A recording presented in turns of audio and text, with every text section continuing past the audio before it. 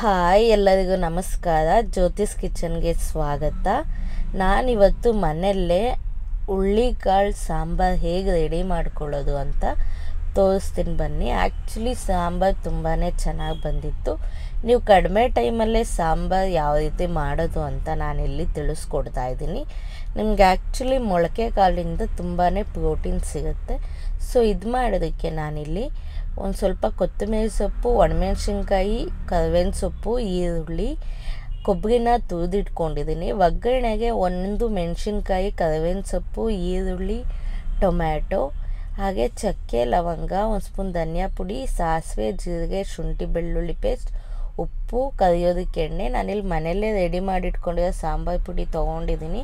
So ಒಂದು ಬೌಲಲ್ಲಿ ಆಲೂಗಡ್ಡೆ ಮತ್ತು ಬದನೆಕಾಯಿ ಹಚ್ಚಿಟ್ಕೊಂಡಿದ್ದೀನಿ. ಹಾಗೆ ಸ್ಪ್ರೌಟ್ಸ್ ಕೂಡ ತೊಗೊಂಡಿದ್ದೀನಿ. ಈಗ ನಾನಿಲ್ಲಿ ಒಗ್ಗರಣೆ ಅಥವಾ ಪ್ಯಾನ್ಗೆ ಆಯಿಲ್ ಅಪ್ಲೈ ಮಾಡ್ತಾಯಿದ್ದೀನಿ. ಎಣ್ಣೆ ಹಾಕ್ಕೊಂಡಾದ್ಮೇಲೆ ನಾನಿಲ್ಲಿ ಜೀರಿಗೆ ಮತ್ತು ಒಣಮೆಣ್ಸಿನ್ಕಾಯಿ, ಕರಿಬೇವಿನ ಸೊಪ್ಪು, ಈರುಳ್ಳಿ ಮತ್ತು ಟೊಮ್ಯಾಟೊ ಹಾಕ್ಕೊಂಡು ಫ್ರೈ ಮಾಡ್ತಾಯಿದ್ದೀನಿ. ಸೊ ನೀವು ಇದನ್ನು ಡೈರೆಕ್ಟಾಗಿ ಕೂಡ ಮಾಡ್ಕೊಬೋದು, ಇಲ್ಲ ಒಗ್ಗರಣೆ ಮಾಡಿದ್ರೆ ತುಂಬಾ ಟೇಸ್ಟ್ ಬರುತ್ತೆ. ಸೊ ನಾನಿಲ್ಲಿ ಒಂದು ಸ್ವಲ್ಪ ಕೊತ್ತಂಬರಿ ಸೊಪ್ಪು ತೊಗೊಂಡಿದ್ದೀನಿ ಅಷ್ಟೇ. ಇದಕ್ಕೆ ತುರಿದಿಟ್ಕೊಂಡಿರುವಂತಹ ಕೊಬ್ಬರಿ ಮತ್ತು ಸಾಂಬಾರು ಪೌಡರ್ ಮತ್ತು ಧನಿಯಾ ಪೌಡರ್ನ ಹಾಕ್ಕೊಂಡು ಮಿಕ್ಸ್ ಮಾಡಿ ಸ್ಟವ್ ಆಫ್ ಮಾಡಿದ್ದೀನಿ. ಈಗ ಇದನ್ನು ಒಂದು ಮಿಕ್ಸಿ ಜಾರ್ಗೆ ಟ್ರಾನ್ಸ್ಫರ್ ಮಾಡ್ಕೊತಾ ಇದ್ದೀನಿ.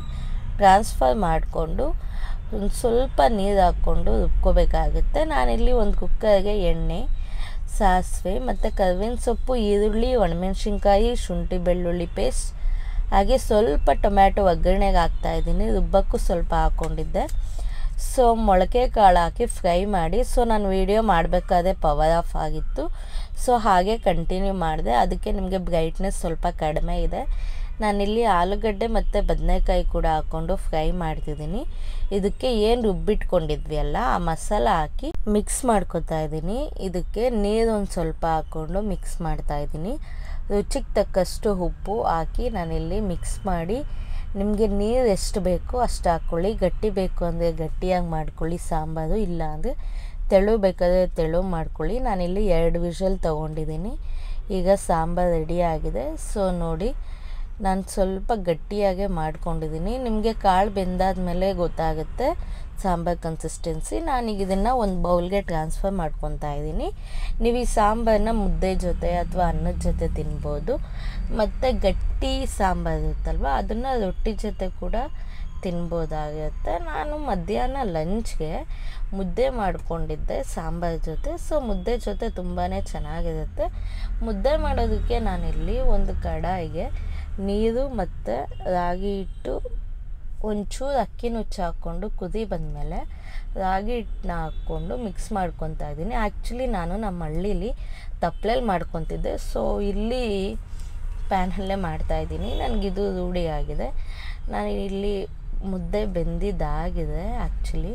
ಸೊ ನಾನಿಲ್ಲಿ ಒಂದು ತಟ್ಟೆ ಮೇಲೇ ನೀರು ಇದು ಮಾಡಿಕೊಂಡು ತಟ್ಟೆ ಮೇಲೇ ಮುದ್ದೆ ಮಾಡ್ಕೊತಾ ಇದ್ದೀನಿ. ಸೊ ಕಾಣಿಸ್ತಿದೆ ಅಲ್ಲ. ಸೊ ಮುದ್ದೆ ಕೂಡ ರೆಡಿ ಆಗ್ತಾಯಿದೆ. ನಾನಿಲ್ಲಿ 2 ಮುದ್ದೆ ಮಾಡ್ಕೊಂಡಿದ್ದೀನಿ.